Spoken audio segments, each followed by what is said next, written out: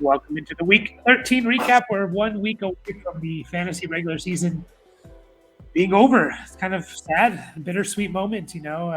This time of year, you see people less involved.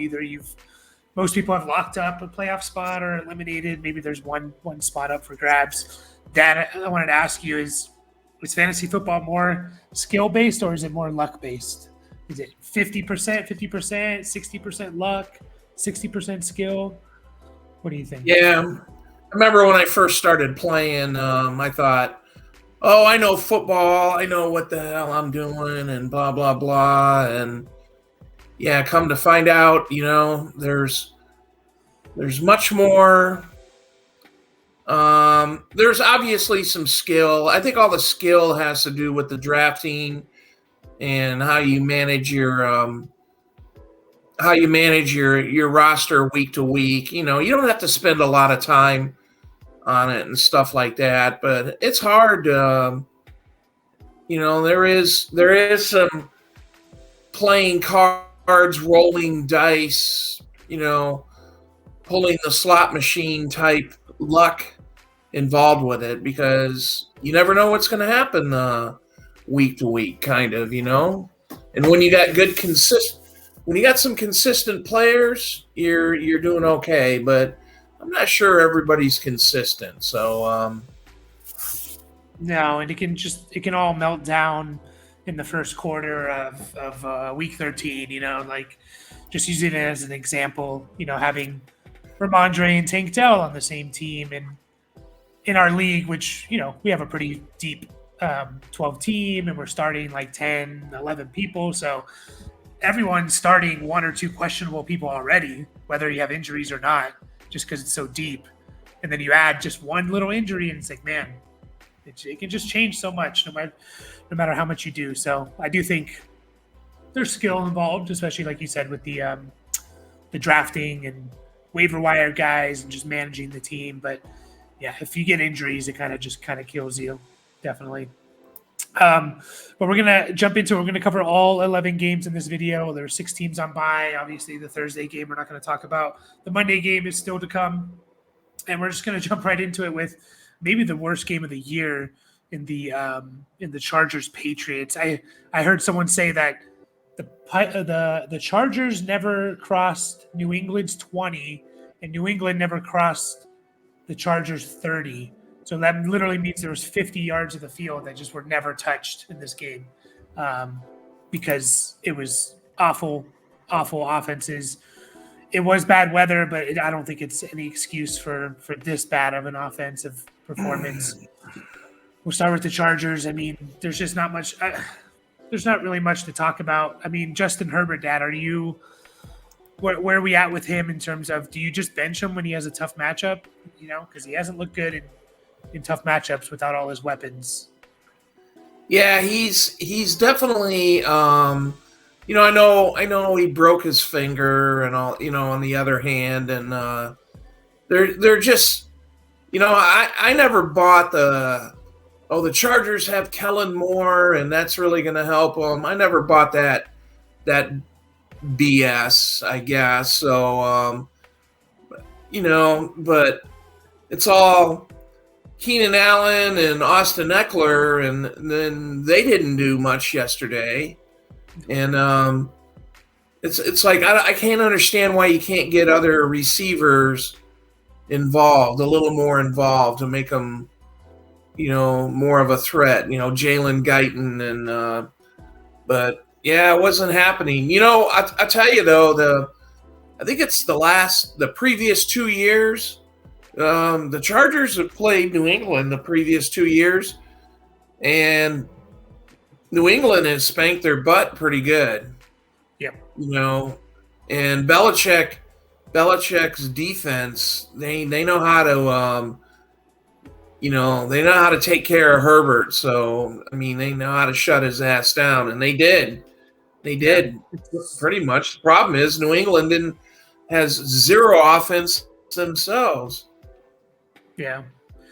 Yeah, it's tough with Herbert. I mean, And,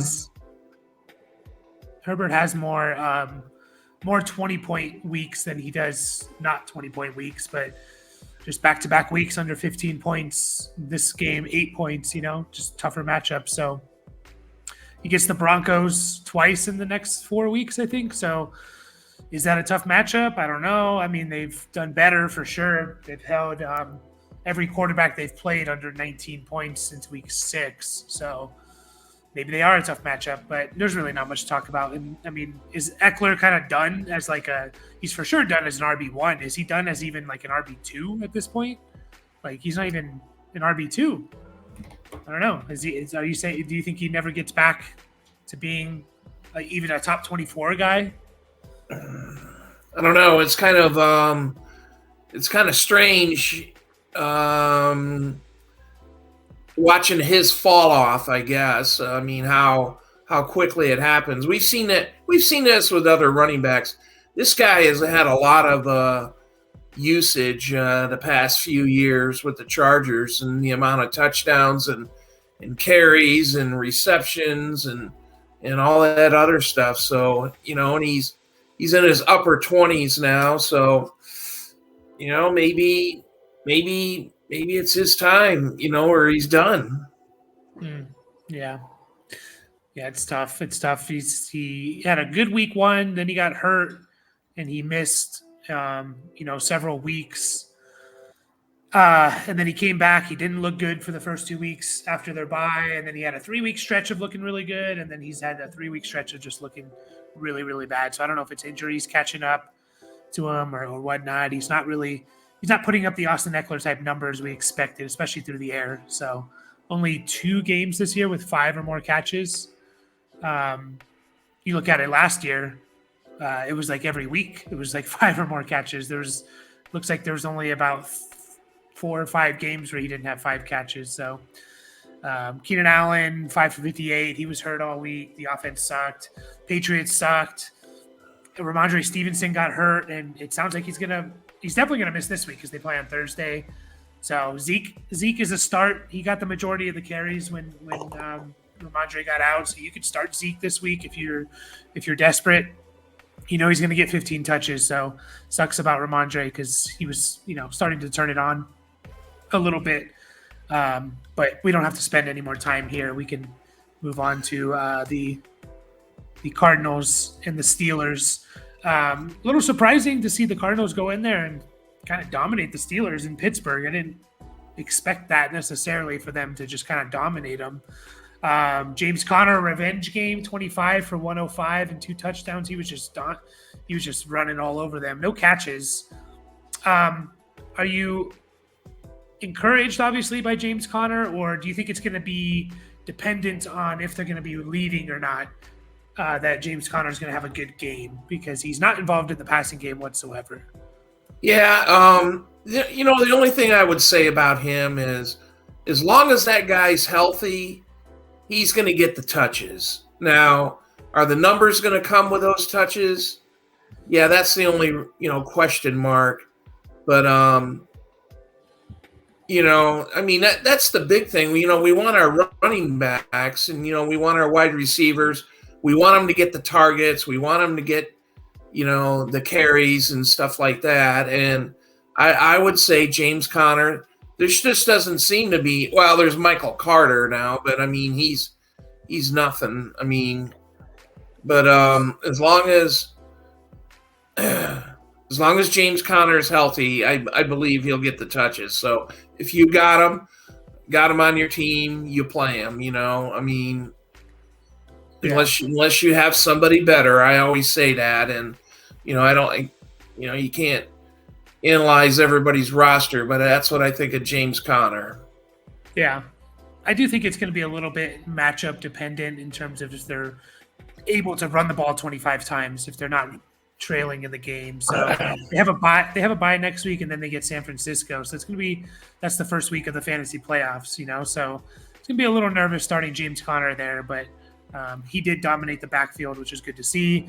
The receivers, Marquise Brown left the game. He didn't practice all week, and then he left the game. So just keep an eye on that. Again, they have a bye week, but if he's going to miss some time, it makes guys like Rondale Moore, Greg Dortch, maybe a little intriguing. They didn't really do much passing the ball this game. They only threw it 23 times. So Trey McBride is going to be a tight end one.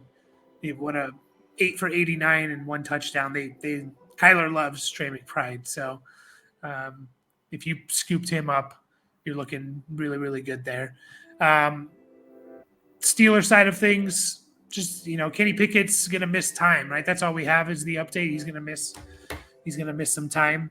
I heard surgery, but not going on the IR. That seems kind of funny, but we'll see. But yeah, it's going to be good old Mitch, Mitch Trubisky. Yeah, so we'll see how that looks. He actually didn't look too bad. 11 for 17, 117 yards and a touchdown when he came in. The running backs, they didn't score, nor did they really catch. They weren't really involved in the passing game, so they both had disappointing weeks. Najee led the backfield. Still pretty much a split, but you thought maybe Warren would get a little bit more run with them trailing, but no. I mean, they're going to give both these guys, they're going to give Najee 15 plus touches. They're going to give Warren 12 touches, and you just kind of hope they score a touchdown or bust off a big run. That's just kind of how they're both going to be like low end RB2s. And then, Pickens 4 for 86, Deontay Johnson 4 for 33 and a touchdown, Freiermuth 3 for 29. Who do you like as the receivers here with Trubisky? Is it Deontay Johnson still? Because him and Trubisky, I think, do have a bit of a connection. Yeah, I think, he's the number one receiver for the Steelers. So, and George Pickens is not that far off though. So, yeah, it's going to be hard to rely on one of them, but hopefully they're just kind of like your third receiver flex, either one of them, and you should be fine. We'll move on into the next game here. The Colts and Titans went to overtime. It was a good game. Titans are good at home. I think they were undefeated heading into this game. Barely lost this game, obviously, at home. But Minshew pulls it out. He ended up having a good fantasy game. I think he had like 14 points heading into overtime, and he ended up with like over 20. So overtime definitely helped him with fantasy, but I guess you don't really care. Zach Moss did not have a good game, but he had the usage, 21 touches. He just didn't score a touchdown or wasn't very efficient. Michael Pittman, Dad, I'm going to ask you a dynasty question here. Sorry, I'm just pulling up. Where is he at in terms of dynasty? Is he for sure wide receiver 1 for you in dynasty? Because the guy's been playing really well. He's going to have by far his best year. He's kind of improved every year. He's already at almost 900 yards and 87 catches. Would you where would you kind of rank him? Obviously you have the top guys. Like I think it starts becoming a question around like Brandon Ayuk, Devontae Smith, Puka Nacua. Do you have those guys above him, Michael Pittman? Yeah, I'm not sure. Those names I think Pittman's in that same category, and I know some of those guys are on sexier teams, like the 49ers and stuff like that. Ayuk, I wonder, he's a free agent after this year. I wonder if he went to another team, as a potential wide receiver 1, if he could, without Debo and CMC and Kittle and all those guys, and be the man. Well, Michael Pittman in Indianapolis, has been the man. Mm-hmm. He's proven it. Yep. I see Pittman. I've made a mistake fantasy wise, thinking, every time I come up for draft, fantasy draft, I've ignored this guy. So that's not smart on my part, and I ain't gonna make that mistake again. So, yeah, He's listed as wide receiver 20 in terms of dynasty. He's wide receiver 12 this year in fantasy points. I just think it's a good. If people are going to value him as like wide receiver 20, I think it's a good target to go out and get potentially in dynasty. Alec Pierce had a big game. No one started him. It's how it is with the Colts. Josh Downs, it's going to be a little tough to trust him with seeing 3 for 14. It's not like it's not like he was a smash play already, and then seeing this down game of 3 for 14, where Minshew threw the ball 42 times, and Josh Downs only had 5 targets, so it's a little tough. It's going to be tough. I still think to roster him, but maybe be hesitant on starting him. Titans, Will Levis, he still looks okay. Like his completion percentage is not good. 16 for 33, but he makes throws and you're like, okay, I see something there. Can they build on it? And it reminds me a little bit of like a Josh Allen in terms of the passing, just like less than 50% completion percentage or right around there. But you see a couple throws, you're like, oh, okay. And then, Josh Allen took him 2 years to really come into his own as a passer. So Derrick Henry was still Derrick Henry, still awesome, but he did get hurt, so be careful of that. He took a hit to the head, I think. So you could get Tajay Spears. We've been talking about him all year. Roster him just in case. He's a good player. He might get a good. You might get a week of Tajay Spears this coming week. And Hopkins 5 for 75 and a touchdown. Chig 3 for 62. Is it still just kind of the running back for the Titans and Hopkins are kind of the only 2 guys you're starting for this team now? I think Hopkins, who's ever like you said, Spears or Derrick Henry. I'm not willing to go any farther than that. So yeah, I agree. Spears or Henry, whoever's running back and Hopkins, and for as much hate as like Hopkins was getting, and he was bad there for a stretch. He's wide receiver 23 on the year. He's averaging over 11 half PPR points a game. Since their bye week, he's had three good games, 1 okay game, and 2 disappointing games. So he's fine for what he is. He has the potential to give you 15 plus points, which not a lot of guys do. So make sure Tajay Spears is not on the waivers coming up. But we're going to move on to the Broncos and the Texans. Another tough. Well, we'll start with the Broncos. They end their 5-game winning streak. I think it was. I think if they won this game, Dad, and Kansas City obviously lost, they would have only been like 1 game back of Kansas City, which is crazy. They're still, I think, only 2 games back of Kansas City somehow. Russell Wilson. 3 interceptions is not what you want to see, but he's doing it on the ground. I'm going to look up what he's going to on pace for, but he had 10 for 44 and a touchdown on the ground, touchdown through the air. So, his 3 interceptions, not great, and he hasn't thrown. He's only thrown for over 200 yards once since October 8th, which is kind of crazy. But he's still producing. Do you think he's just a low-end quarterback 1 rest of the year? That's how we have to treat him? He's QB 13 on the year so far.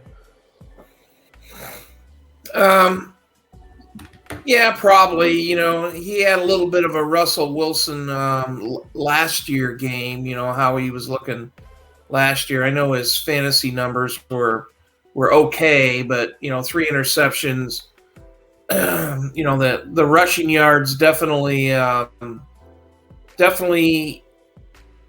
supported his play, but if you got him, you got to play him, so. Yeah, if he's your only guy, I wouldn't worry about it, I guess. If you have other options, for sure. But yeah, he's on pace for 440 yards rushing. So he's basically giving you 2.5 points a game on the ground, which is not nothing. If you play in 4 point per passing touchdown, that's half a touchdown, over half a touchdown every week that he's giving you extra. So, but yeah, wish he did pass for a little bit more. Javonte Williams, where are you at with him? Because he's not producing. His usage is there. He has. Let's see. He has. Just double checking the snaps. He has the majority of the snap percentage, but I don't know. He's just not producing that. Are you just kind of throwing him out there no matter what, or is he a fringe starter to you if you have someone like he's not just a locked-in starter for you, even though he is getting the usage? Well, yeah, I think you just said it. And I said it a couple of games ago with James Conner. Javonte Williams is kind of getting the carries. He's almost like Najee Harris. It's just the big games aren't there, so I don't know if he needs more carries. Like some backs they need. Like Derrick Henry. He doesn't start showing up. His effect doesn't start showing up until the later in the game and stuff like that. So I don't know. I still got to keep rolling him out there. Yeah. He's kind of a fringe RB2 to me. So, we'll talk about it in the start sit show. But, I mean, he is the running back that's getting most of the touches. So I kind of like the Najee comparison a little bit. Maybe he has some positive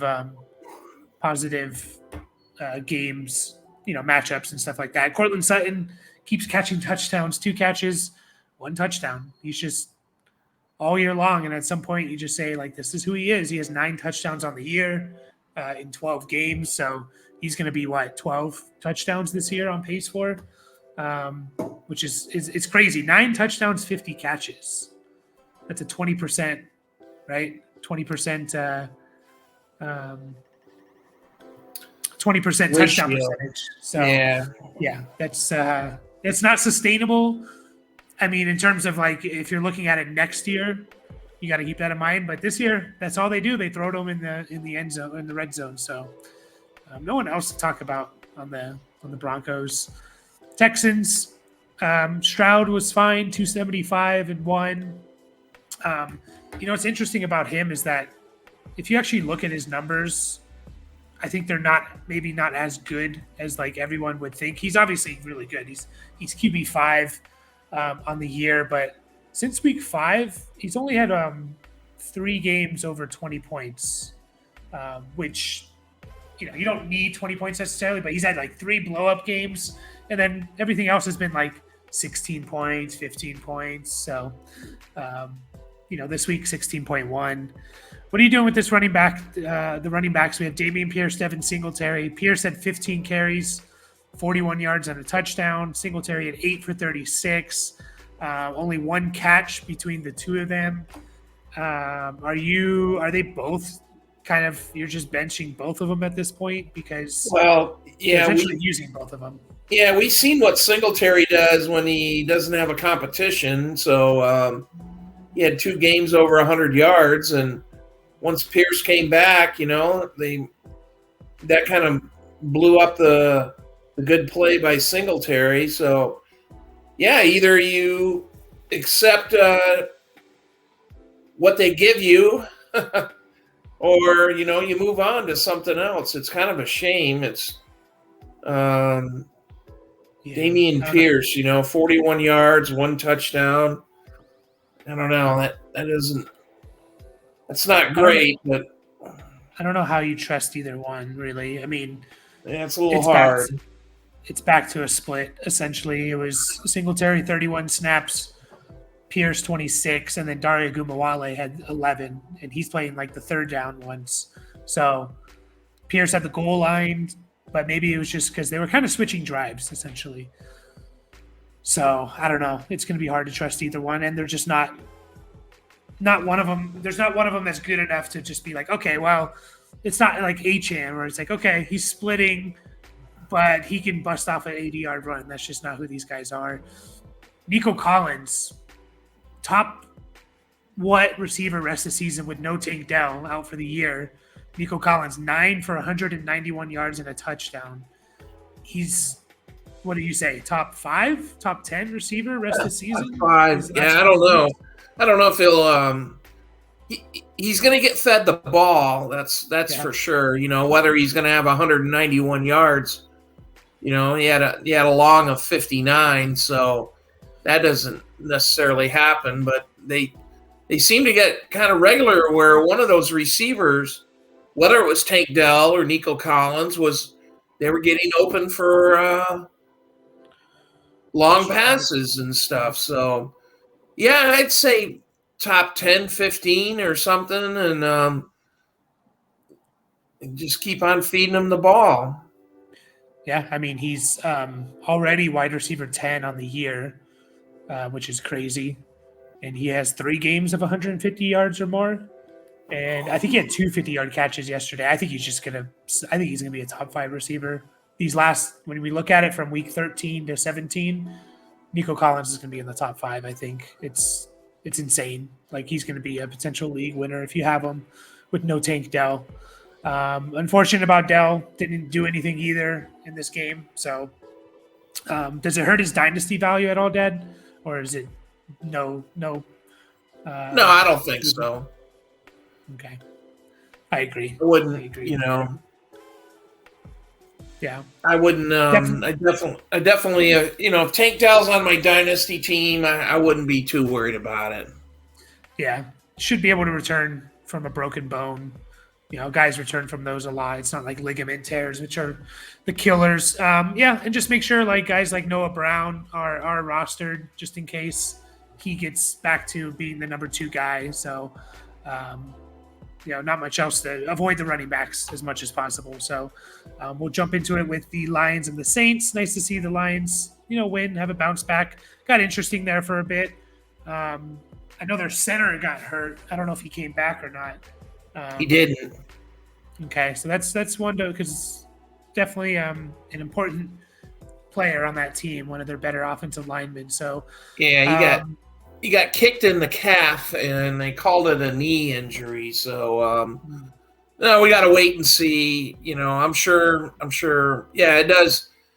The team was doing well offensively, and then he got injured, and you think, well, geez, he's just the center, but for the Lions, he's a lot more important than that.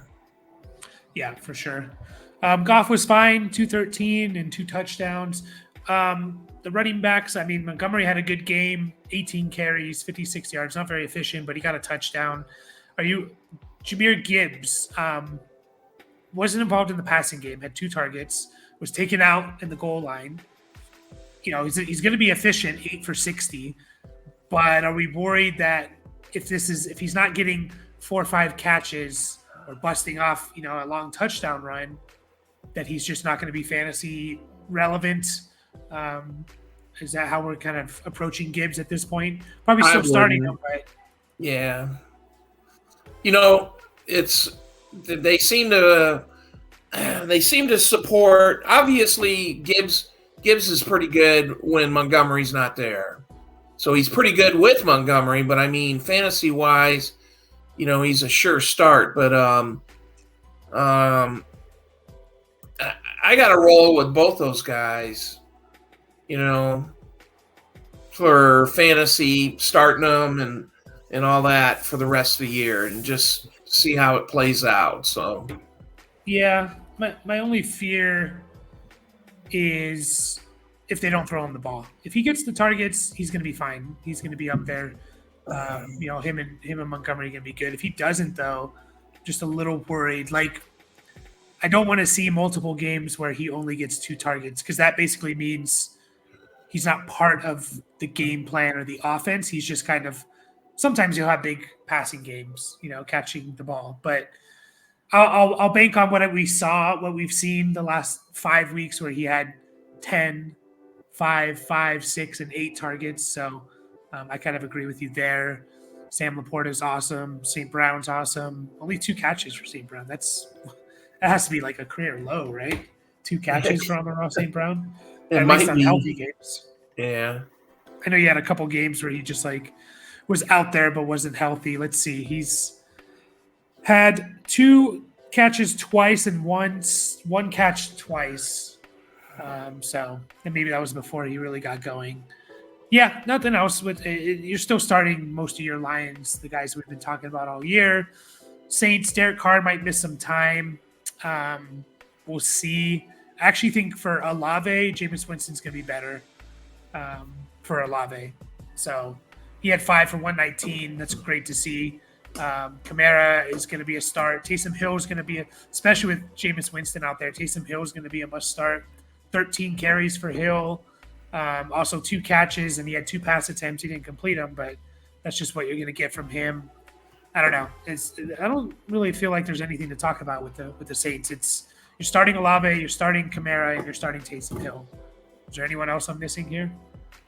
No, not really. They and Taysom Hill, that guy looked really good. I know I've seen him a couple times this year. They seem to be featuring him more consistently. So, if you got him, you should definitely. If I guess his position is a tight end, but if he's getting 59 yards rushing and completes a couple of passes and catches a couple of passes, it's like, holy crap, you're going to get some good fantasy numbers out of this guy. For sure. I think in Sleeper, you can actually start him as a quarterback obviously you wouldn't, but yeah, he has 3-4 games this year with 9 or more carries. He has catches in at least 2 catches in every game for the last 4 weeks. And again, he'll throw the ball every now and then, and they use him at the red zone. And if Jameis Winston's the guy, they're not going to want to trust Jameis Winston as much, especially around the red zone. So I think we're looking at Taysom Hill, top 5 tight end rest of the season. So moving on to the Falcons at the Jets. Falcons, as much as we hate it, win again, 6-6. I think they're first in their division.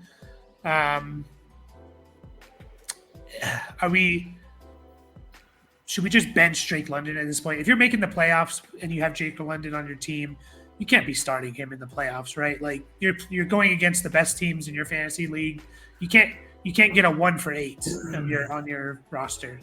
Yeah, it's pretty inconsistent. So to me, there's only one fantasy relevant guy on the Atlanta Falcons right now, it seems like. Yeah. Yep. I agree. And it's Bijan, He didn't have a huge game, but he had 21 touches and 3 catches. So you always start. I'm never not starting Bijan. I agree with you. That's it. Kyle Pitts, you should have dropped him weeks ago. He had 4 for 51. Hooray.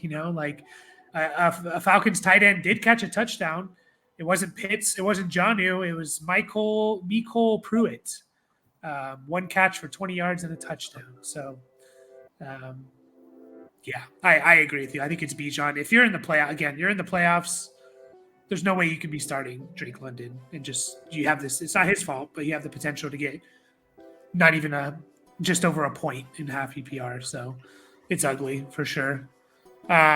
Jets, is Zach Wilson the best quarterback for the Jets? Like we've seen. Man, I don't even want to. I ain't even going to talk about that. So, what about Breece Hall? What do we do here? Like 13 carries for 16 yards. He does get 6 catches again, but based upon the number of targets and carries and touches and all that stuff, you got to play him. But it's pretty disgusting. The Jets.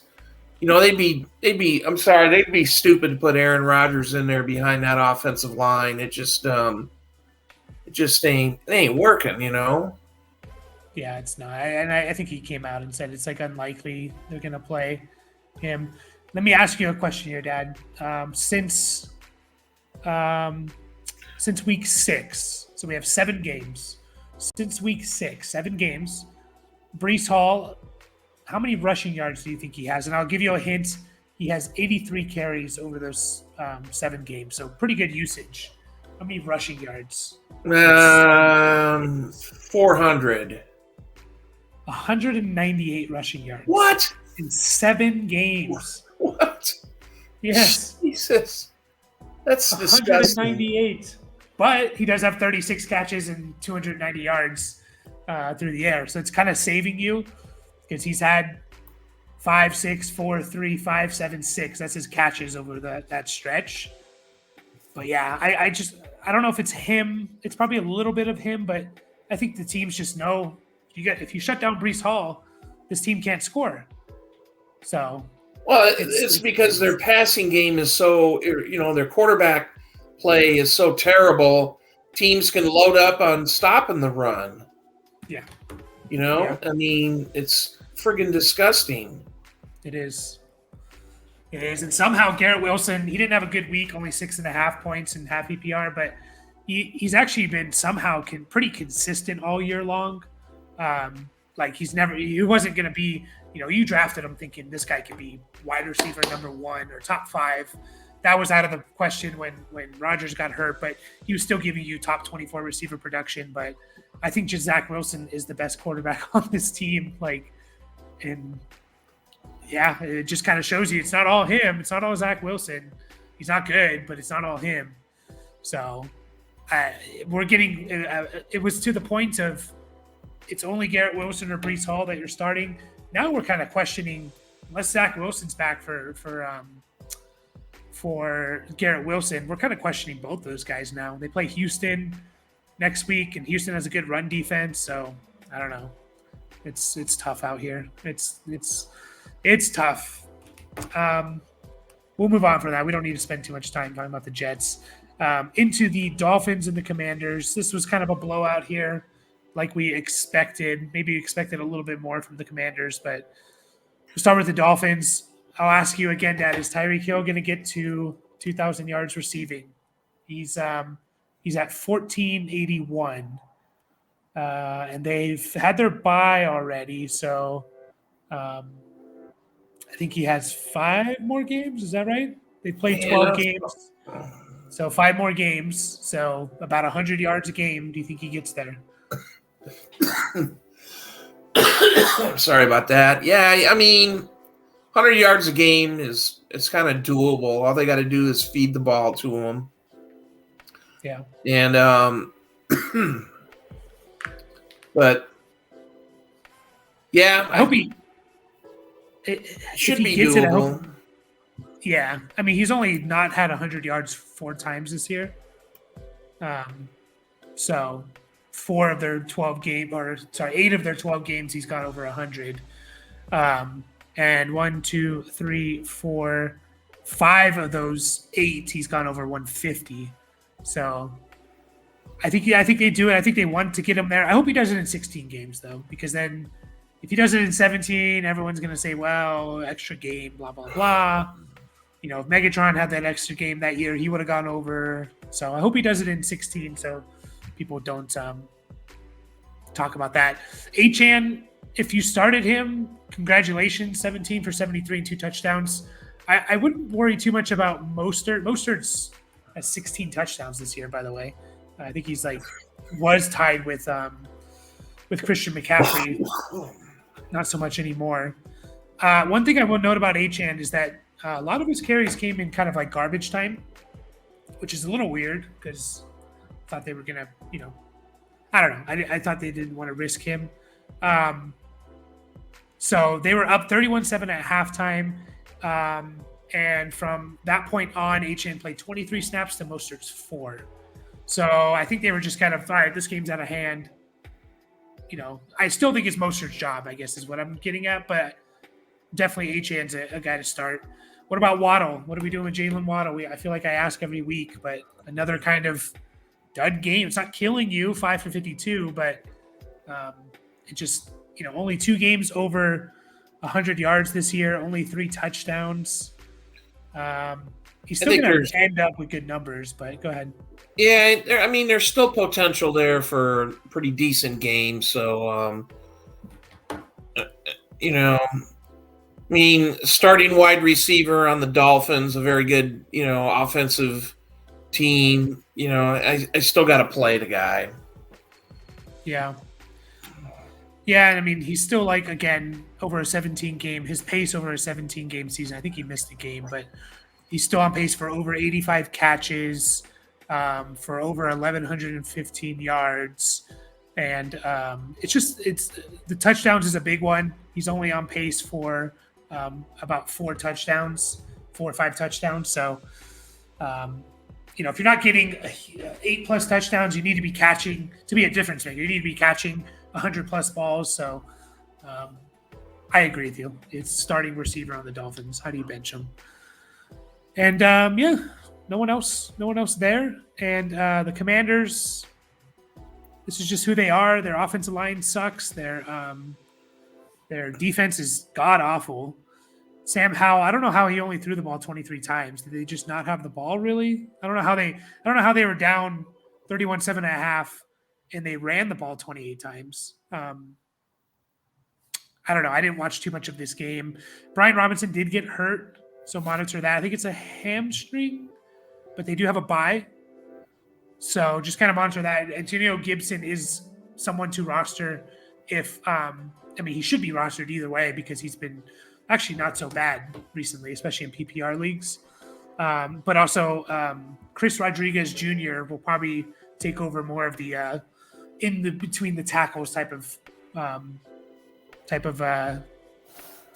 carries if Brian Robinson's out. So I was just looking at Antonio Gibson. He's had 3 of his last 4 games have been good games in half PPR. So what are you doing, Terry McLaurin, Dad? Somehow only 3 targets and no catches. Yeah, that's kind of concerning. We know the guy's good, and this is a team that's I think gonna be trying to do a complete reset in the offseason. We're not only talking about coaches and stuff like that, and I don't know, man. They're gonna wipe the slate clean, and I hope. I hate to see guys like McLaurin and Curtis Samuel and Jahan Dotson and Brian Robinson, are decent players, but I don't know. I don't know what's going to happen with these guys, so. Yeah, so if you think that's going to happen, because I kind of agree with you, and I still don't know how to feel about Sam Howell completely. I think he's still leading the NFL in passing yards, but I don't know. He's leading in attempts. He's leading in interceptions. Obviously, he's still on pace, I think, to tie the sacks record of 76 is what he's on pace for in a season, to getting sacked, and a lot of that's on him. If you're in Dynasty and someone says, hey, I'll give you this first-round pick for 2024, and it could be anywhere from like the 105 to the 112, are you just taking that first-round pick for Sam Howell and cashing out? Absolutely. I would. Yeah. I'm not sure he's guaranteed to I don't know what the Commanders' draft position is. We know it's going to be a strong NFL draft for quarterbacks. We'll see. I heard.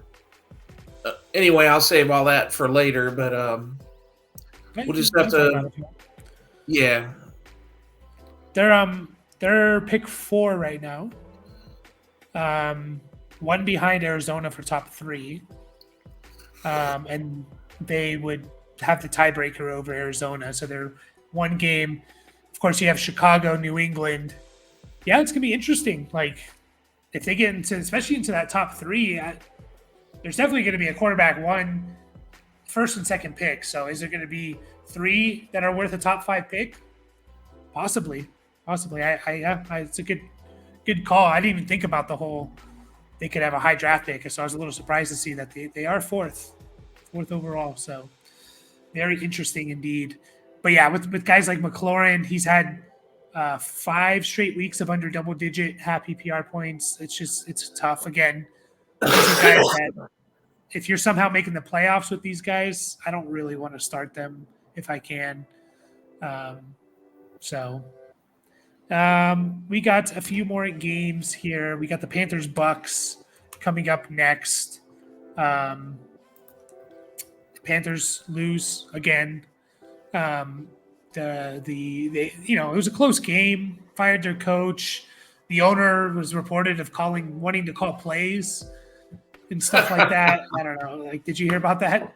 No, I didn't hear the calling plays. I heard, you know, yeah. I feel sorry for, when you have a little bit of a dysfunctional ownership, you kind of feel bad for coaches and players. I know you're getting paid and stuff like that, but there's a competition part, and you got this old bald-headed billionaire friggin' acting like he knows what the hell's going on, and it's just like, dude, you don't. So Yeah, it's and that was Frank Reich's last chance. He's not going to get hired as a head coach again. No, twice mid-season. Yeah, he's going to be cashing checks there for another 4 or 5 years. So, but I think they've already been through Carolina since Tepper has been the owner. They've been through like 6 or 7 coaches already. Interim and coaches as well included. So it's a mess. Bryce Young. Again, I'm not ready to just say he's going to suck. I think we do that way too often. Jordan Love's a good example of he looks bad for 3 games. This guy's he's never going to be anything. We just got to give people some time. I think it makes it worse that CJ Stroud looks so good. I still think Bryce Young's going to has a chance to be a good quarterback. We'll see. Chuba Hubbard is becoming a must start. 25 carries for 105 yards, 4 yards, 2 touchdowns. Didn't get a catch, but it doesn't really matter when you have that type of production. So is he in your lineups now, Dad? And I'll tell you, their backfield snaps, Hubbard had 47 to Miles Sanders' 23. Is Hubbard in there now? Because I was a little worried seeing this coaching change. What were they going to do? Were they going to go towards Miles Sanders more? No. It was all Chuba Hubbard. What do you think about him? Yeah, if if he's getting the ball the majority of the time, so he's not a bad back. He's not a real household name or anything like that. But if they're feeding him the ball, then you got to roll with the guy. Yeah, for sure. And Miles Sanders was maybe my biggest miss in terms of guys I really liked this year. Man, that sucks. And they paid him a bunch of money. I don't understand. What about Adam Thielen? The days of wide receiver top 5 guy are obviously done. Is he even going to be are you just thinking about benching him at this point? It's just not. Yeah, I have him on a dynasty team, and I haven't played him in at least a month, so. Yeah, it's tough. He's been wide receiver 46 since their bye. I think it was nice. Again, appreciate what you got from him, because he probably potentially got you in the playoffs just from his first 6 weeks or so. Probably won you a few of those weeks. So Jonathan Mingo is an interesting one to potentially. I feel like it's well, Adam Thielen's not our future. Let's get Mingo the ball. I think he's definitely an ad this week. He had 10 targets, 6 catches for 69 yards. He's had at least 6 targets for 4 straight weeks, 60 yards back-to-back weeks. So he's an interesting one to maybe add on rosters, and could have we could look at the stats over a 3-week stretch. Weeks 14 through 17, Jonathan Mingo was a top 20 receiver or something. It wouldn't surprise me. Bucs, Baker is Baker. We're getting to the point where you probably don't need to be streaming quarterbacks anymore, so he's not really much to talk about. Rachaad White, another miss on me. Not really a miss. I just didn't think he'd be this good. I liked him. I thought he was going to get the volume. I thought he was going to be a perfect candidate to all right, he's going to have a good first 5 weeks, and then they're going to start to transition to someone else a little bit. And because he's not very efficient, dude's been awesome. He's running back 6 on the year. But he didn't start that way, though. He didn't. No, you're right. He didn't. Since week 7, he's been RB2. Since week 7, he's been right behind. It's McCaffrey and Rachaad White. But you're right. He didn't start like that. He had they had 3 of the first 4 weeks. He was sorry, 4 of the first 5 weeks he was just not good, under double-digit points, and then he's just been kind of going off since week 7. So 20 carries, 84 yards, and a touchdown, 3 catches. Mike Evans, Hall of Famer, Dad? 10 straight years of 1,000 yards? Yeah, I think so. You gotta, looking good. He was running away from a guy yesterday. So on a long touchdown and stuff like that. So, they're still targeting him. 12 targets. Here's a guy who can end up on another team next year. We'll see, but he's a stud. And it's too bad. Too bad his guy on the other side, Godwin, that's not working out too well. No, it's crazy with Evans though, because this is going to be you could make an argument this is going to be the best year of his career. Yardage wise, he had 1,500 yards in 2018. He's not on pace. He's on pace this year for 1,430, but that year he had 8 touchdowns and 86 catches. And this year he's on pace for 86 catches, but he's on pace for he's already at 10 touchdowns. Sorry. So he's on pace for 14 touchdowns, which would be tied for a career high. It's kind of crazy that with the Brady years and Brady throwing for 5,000 yards, he kind of he was good, not great. I mean, he had in terms of yardages, he had 1,000 yards Brady's first year, 1,035, 1,124, and he's gonna smash it this year. Maybe one of his best years of his career. You mentioned it with Godwin. He did get a rushing touchdown, which saved his week, but no 3 targets, no catches. What? How is that even possible? I don't know. Yeah. Wow. I didn't know that. I thought, he had a rushing touchdown, so maybe he got you 10 points. Nope. He got 1 carry. He had one touch this game. It was a 19-yard touchdown run. So, yeah, he's benchable as well. If you're making the playoffs, you can't. We're looking at 5 straight weeks now of 8 or less half PPR points. So, yeah, that's a bummer for sure. Moving on. Just a few more games here. 49ers, Eagles. Not going to be a whole lot to talk about in this game. I mean, the Eagles blew about 49ers Super Bowl favorites, you think? Well, right now, so they've always been in that category. So are the Eagles, Just because they got their butt kicked last night doesn't mean we discount them and stuff like that. So injuries, everybody's going to have to stay healthy on both sides of both these teams, and just in general, Debo, CMC, even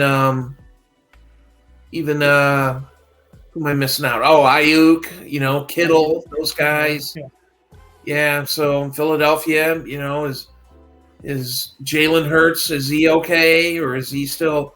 I mean, DeAndre Swift didn't look too swift, So yeah, I think he got hurt, and they didn't bring him back because at that point it was kind of a blowout. Because he only had 6 carries, and I think he got hurt, but it wasn't super serious type of situation. So I'm just double checking his snap percent, 42%. So yeah, I did see a lot of Gainwell. So it's something to keep an eye on if Gainwell's out there. He did have 5 catches. Yeah, 49ers are looking really good. Brock Purdy, you're starting. McCaffrey is kind of breaking fantasy football again. He has 5.5. He's averaging 5.5 more points than the RB2 this year, which is crazy. That's in half PPR, because normally last year the difference between RB1 and RB2 was 0.3. 2021, the difference between RB1 and RB2 was 1.5 points. That was Jonathan Taylor's year. 2020, the difference between the two was just under 2.5. So we haven't seen this since McCaffrey's 2019 season. It's not quite that good, but man, it's really, really good. So Debo was awesome. Ayuk got in the end zone. Kittle had 4 for 68. Yeah. You're starting all these guys just like you're starting Hurts, Brown and Devontae Smith, who all had good fantasy games. Keep an eye on DeAndre Swift. Still think he's start worthy in most cases, although he's not going to be. He hasn't been playing like he was to start the year, but he still has the potential, and he's still a good player. So we could just quickly move on. There's not much to talk about there. And 2 more games for you. The Browns and the Rams is the next one. Browns better with Flacco? What do you think? Well, yeah, that's hard to say. They didn't look that bad offensively. I tell you, the Rams looked really good, and Sean McVay's a good coach, man. If all their pieces, they're, and I'll call them limited pieces because they don't have a lot of depth on this team, but if Stafford and Kyrene Williams and Puka Nakua and even though he's kind of fallen off a little bit, Cooper Kupp and stuff, all those guys are playing, and the Rams were kind of relevant, I mean, yeah. Browns are supposed to be a good defensive team, and I mean they didn't have a terrible offensive output yesterday, but the Rams are just better. Yep. Yeah, I have. I'll talk about them in just a second. The Browns, in terms of the passing game, I think it's going to be good if Flacco's the starter. He threw for 250 and 2 touchdowns. Like, you would love that for your fantasy pass catchers here. Amari Cooper didn't have a good game, but he got hurt. He left the game, didn't come back. Keep an eye on that. If so, Elijah Moore is pretty interesting. 12 targets, only caught 4 of them, but he had 12 targets, 83 yards. And there's a history with Moore and Flacco, and they played together in New York. So I actually think Elijah Moore could be a start this week if Cooper's out, and it sounds like he might be. So, no one else did anything really. Harrison Bryant caught a touchdown. Still think you're starting Njoku, even though he had a bad game. He's been a top 7 tight end over the last few weeks. The running backs, is there concern here too? Like, not too many. There was really no dump offs to running backs. Jerome Ford had 3 catches. He caught a 24-yard touchdown, but he only had 9 carries.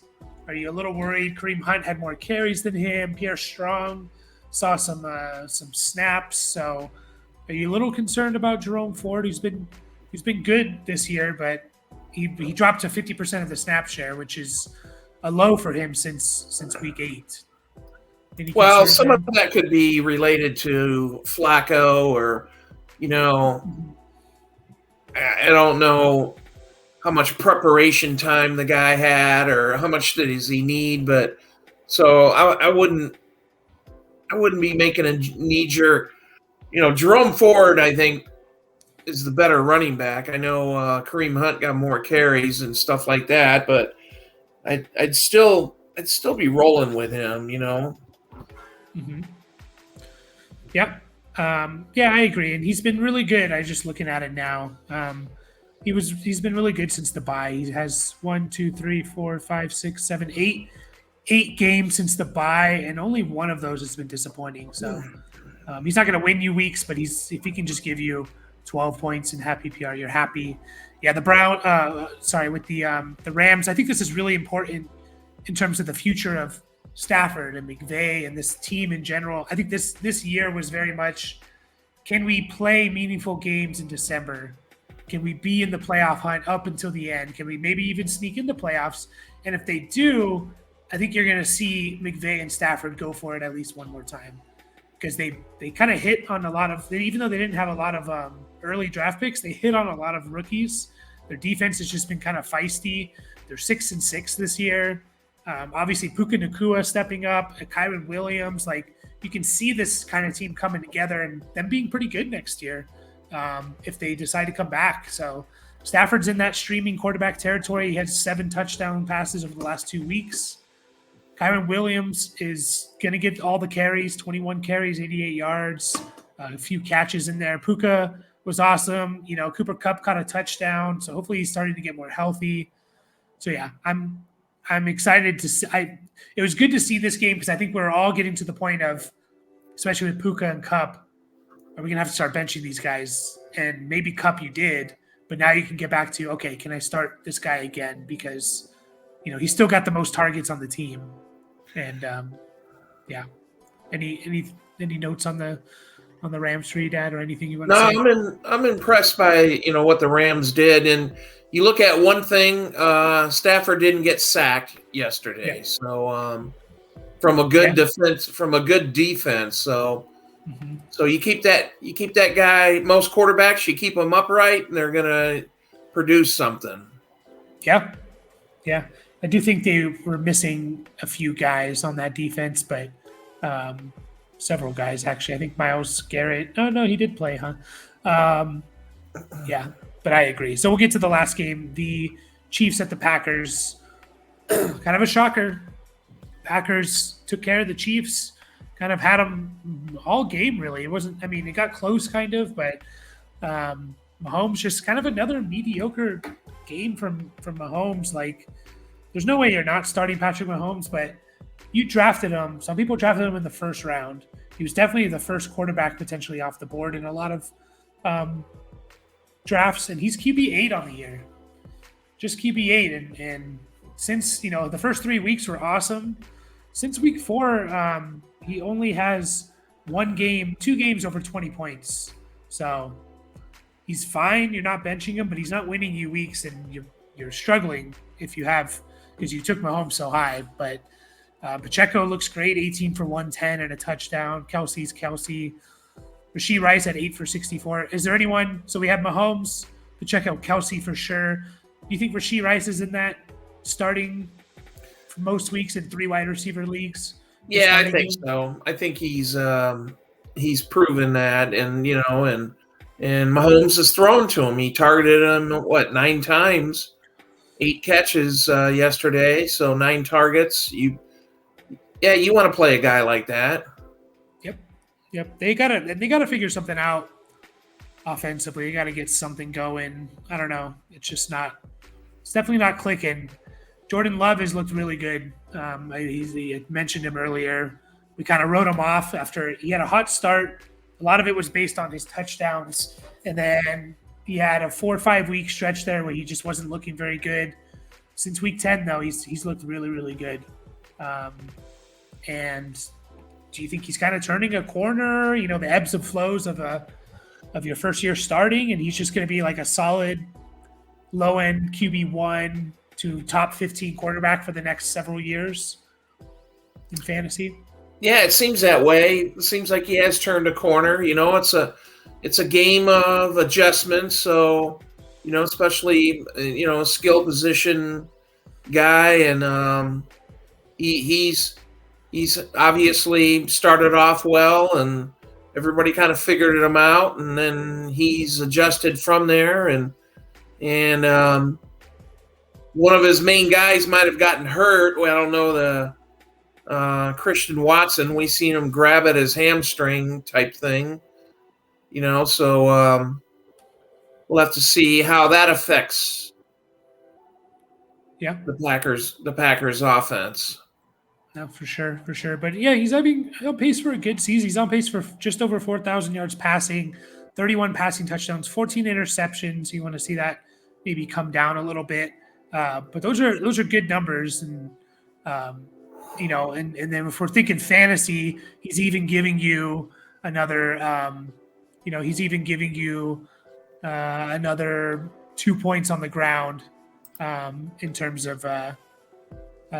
His fantasy numbers. He's on pace for almost 330 yards rushing. So, yeah, I think if you had him in Dynasty, you're excited to see this turnaround. You probably could have a good example of maybe you could have bought low on him. Could have. I think he's worth a first round pick at this point. Young quarterback in Dynasty, super flex for sure. You mentioned it, Christian Watson. He had 2 touchdowns. He had a good game, but his hamstrings are just always hurt. Hamstrings or groins. Once again, didn't look good. I thought he was just going down to conserve time, and then he kind of came up, limping. And so monitor that. If he's out, I like Romeo Doubs again. He had 4 for 72. You can see a bump there. You can see a bump for Jaden Reed, who didn't really play a lot of this game, but he was kind of questionable coming into it. So still like Jaden Reed, only played in 47% of the snaps. AJ Dillon, if he's the only guy, he's going to get at least volume. It's not going to be good. 18 for 73, 1 catch for 14. But if he gets a touchdown, he'll be happy. So, anything you want to say, Dad, on the Packers? No, Packers are make the playoffs. You think? Yeah, I don't know. Them or the Vikings. It's kind of a coin flip. I think they got to play a couple of times. So I know the Lions have to play the Vikings twice. So it'd be interesting. NFC North is still, we're not sure how it's gonna come out. NFC North right now has 3 teams in the playoffs: Lions, Vikings, Wow. Packers. Vikings and Packers are the last 2 wildcard teams. So Packers get Giants, Bucs, Panthers, Vikings, Bears. They could win all 5 of those. They could win 3 of 5. So that'll be interesting for sure to see. All right, well, that's it. Any games up in the air for tonight's game, Dad? The Jags and Bengals? No, I need some points out of Trevor Lawrence so I can win in a dynasty league, but it's almost, I only need like 5 or 6 points or something like that. Okay. So I'm not too worried about that.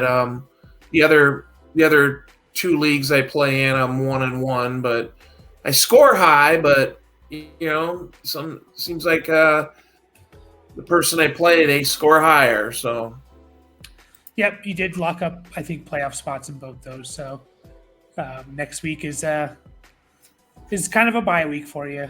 I need Ridley and the Jags defense to do well to kind of keep me in contention for the number 1 seed in our family league, which is not impressive, but can't believe I'm in this position because I basically had 3 zeros from Stevenson, Dell, and Greg. 2 of those injured, and then Greg Dortch didn't do well. But anyways, we'll wrap it up there. We'll be back. We're going to be putting out some college prospect stuff coming out here soon, and of course the preview videos later on.